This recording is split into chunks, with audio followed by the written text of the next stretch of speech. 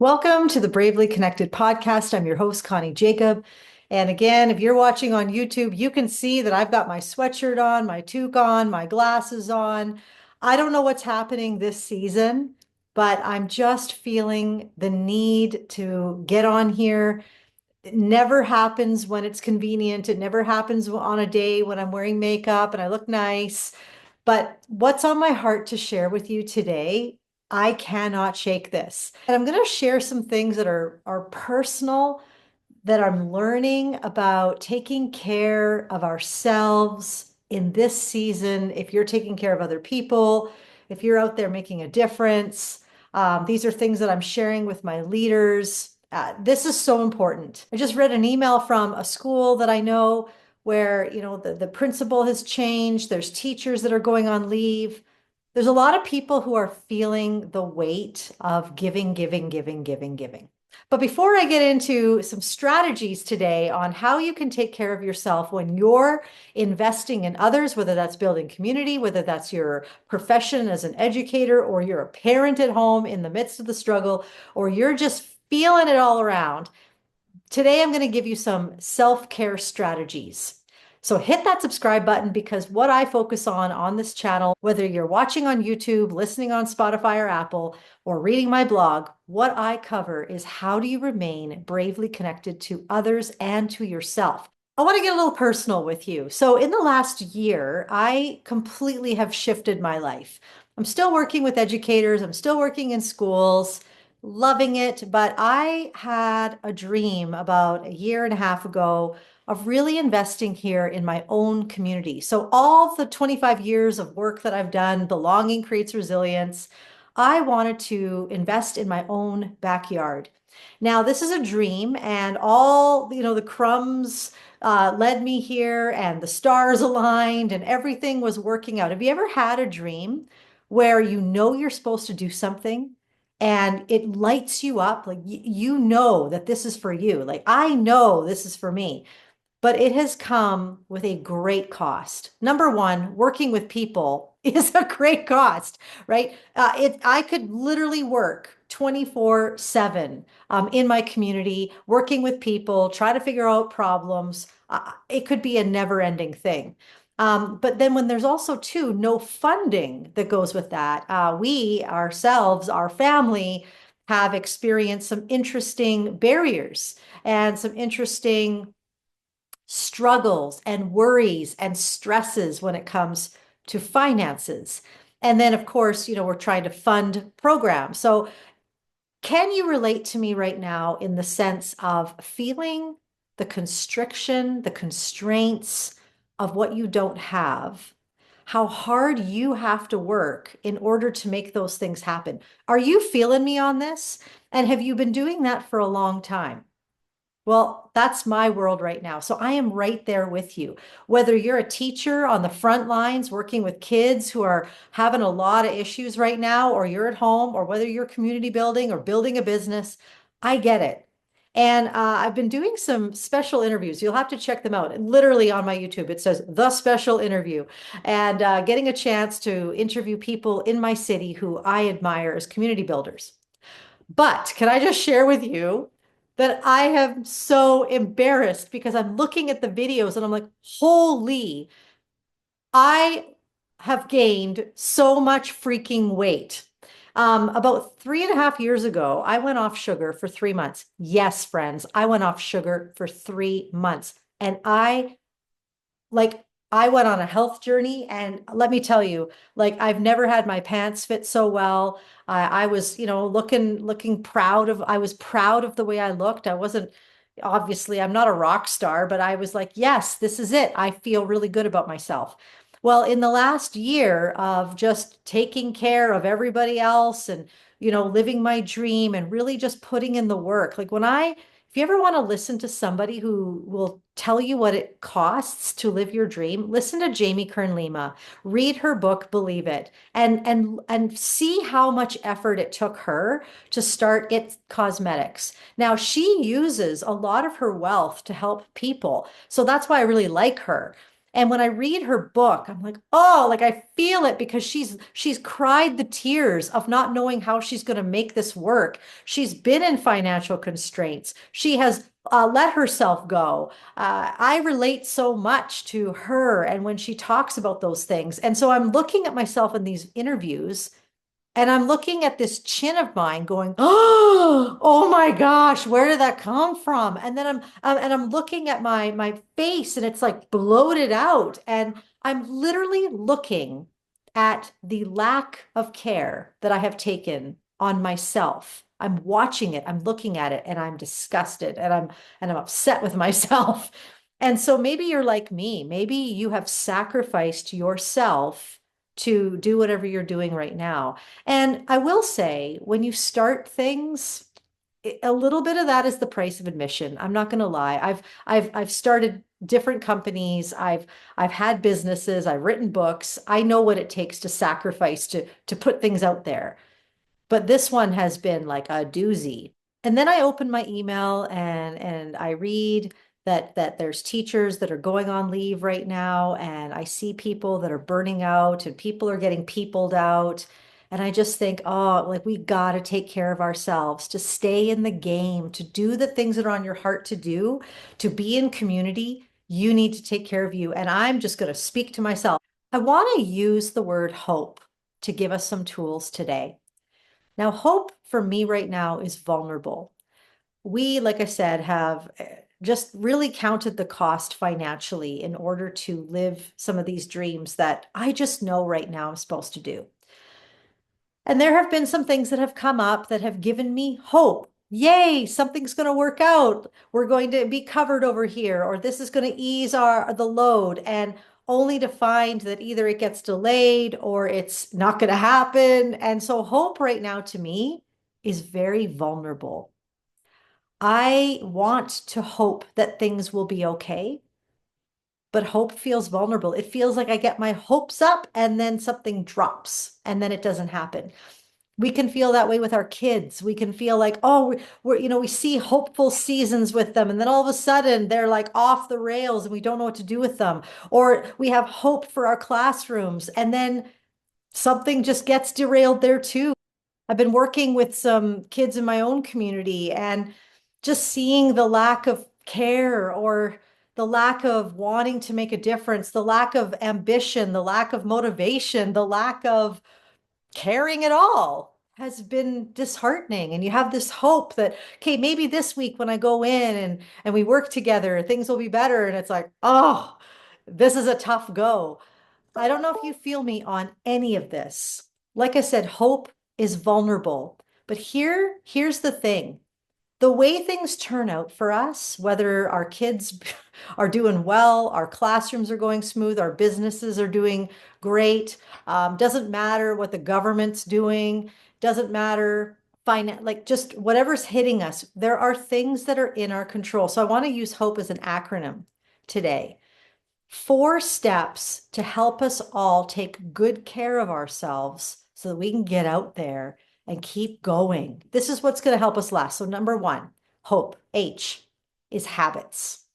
I looked at that picture of myself, those videos of myself, and I saw the lack of good habits, right? I will grab the food that's just easy, and all that food is just awful for me. And maybe you are the type of person that can eat anything and it doesn't show up. I guess my body is a gift because it will show me, hey, if you eat that, if you don't take care of the way you eat, you're going to see it, and you're going to see it very quickly. And so, lucky me. So I need to change my habits in what I'm eating. So I'm off sugar right now. I'm on day 3. Woo! Day 3, my friends. But I need to change my habits, and I'm in control of my habits. I need to walk. I was finding that I was working the moment I woke up till the moment I went to bed. I would be work, work, work, work, work. And sometimes 7 days a week. Sometimes that's what it takes, but you cannot do that long term. You cannot do that forever. And so not getting exercise, that's showing up in my body. And it's not just the way I look, it's the way I feel. The way I feel is not good. So I am in control of my habits. So those are 2 things that I am committed to doing. because I have control over those. We all get 24 hours in our day. Yes, we're all busy. I'm insanely busy, but these are the two things that I'm going to commit to because I have control over them. Now, I don't have control on how quickly my body responds, but I have control over what I do with my habits. So what habits, what's one habit that you could narrow in on and just focus on that one thing that will give you a sense of well-being? Just one thing. Keep it very simple. Okay, number two. Oh, optimism. We are in control of our optimism. Now, I am usually a glass, not even half full. I'm brimming over, overflowing. That is my personality. But when you start to tread and tread and tread, and you feel like you've got a fork and you're just like chipping away at like ground that just doesn't seem to be breaking, it can get really disheartening. And so I started a miracle jar. So this is my miracle jar. If you're watching on YouTube, you can see it. And all I do is when the small things are happening during the day, I write it down. I put it in the jar. And I'm realizing that there's more things that happen in my day that are good. They stir up gratitude in my heart, that it increases my optimism. My hope, my level of hope, my level of optimism is totally my responsibility. And when you become somebody who is managing yourself, which is a huge part of my Bravely Connected method, you realize that you're in control of these types of things. I'm in control of my optimism. Yeah, there is a lot of things right now that could bring me down, lots of things that could bring you down, but there's these little tiny things that happen in our day that if we're only focused on the deficit, if we're only focused on the negative, we don't see anything good going on around us. I remember when my youngest son was in grade 1, he never wanted to go to school. And I remember saying to him one day, I was standing outside the school, I said, "Son, there's happy. Happy is somewhere in that school. Today, I want you to go and find it." Well, he comes out after school and he goes, "Mom, I found happy." I'm like, "Oh, really? It worked?" Oh my goodness. And he shows me a little happy face sticker on his finger and he says, "Mom, I walked in the school, I looked around and I found this little smiley face sticker on the floor and I've been carrying it around all day to remind me that yes, happy is in this place." Look at that. It's not toxic positivity. It's looking for the things that will fuel you. Because how many of you know if you drive your car around without fueling it, then it's going to die. And it's the same thing with you. You got to fuel yourself with things like gratitude, things like noticing the small things, because it will keep you going. Okay, number 3, perseverance, hope, HOP, perseverance. Perseverance is something that you get when you keep going. But what is it going to take for you to keep persevering? So I have a couple of ways for you to persevere. Now, I don't know if any of you have ever run a marathon. I have absolutely no desire to run in a marathon, like ever. The longest I've ever ran is a 10K. Been there, done that, got the t-shirt. I'm good. I don't need to do that anymore. But I do know that when I was running those 10Ks, when you first start, it sucks. And then you get this wind going. And then it sucks later on because you're getting tired and you need perseverance skills in those moments so that you can make it to the end of the race and feel amazing. So this is what we need. We need perseverance skills. So here's one, naming what you can control. So for example, me, I can control my habits and an action plan. No sugar. I'm going to make sure I move once a day. Now I got an action plan. You also increase your perseverance when you name what you cannot control. I can't control tariffs. I can't control my government. I can't control my children. I can't control other people, but I can control me. So how are you going to cope with that? So every uncontrollable needs a coping plan. How are you going to cope with what you don't know? How are you going to cope with what you cannot control? You write those out, you journal these, your perseverance is going to increase because your autonomy is increasing. Okay, so we got H, habits. O, optimism. P, perseverance. E is energy. You need energy to do what you're doing. And we cannot be on all the time. Did you know statistically, adults live in their limbic system in their brain, the back of your brain, where you're reactive, where you're stressed? We live back there 75% of our day. It was only meant to be activated in alert or danger. And we live there 75% of our day. And a lot of that is because we do not manage our energy well. Map out your energy. So, when are the times of the day that you feel the most energetic? I personally need to do all my hard thinking in the morning. So I wake up early. It sucks, but now I'm used to it. I wake up early and I do all my hard thinking at the beginning of the day because after 7 o'clock, friends, I am useless to society. Okay, so I figured that out. That's where I have the most energy for my brain. So think about it. When do you have the most energy during your day? When do you have the most energy throughout your week? And this is the big one.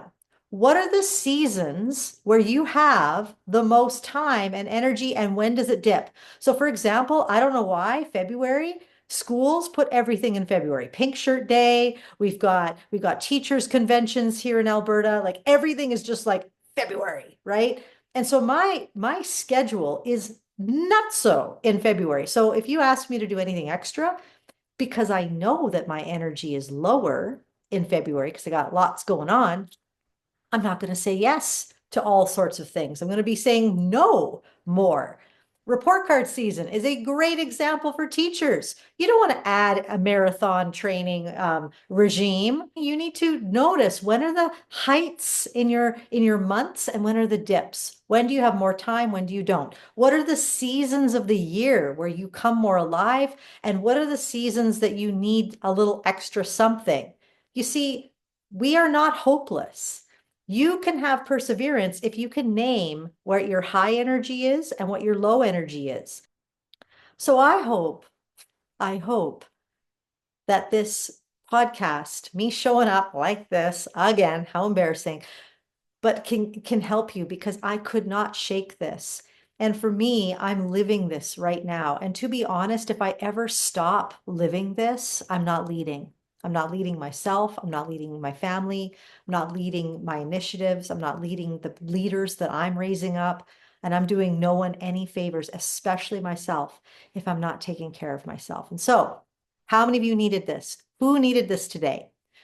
Tell me. Tell me what you're going to do. If you need some accountability, you email me, Connie@conniejakab.com. I would be so happy to hear from you because together we can do this. But we got to take care of ourselves. So be brave to stay bravely connected to you.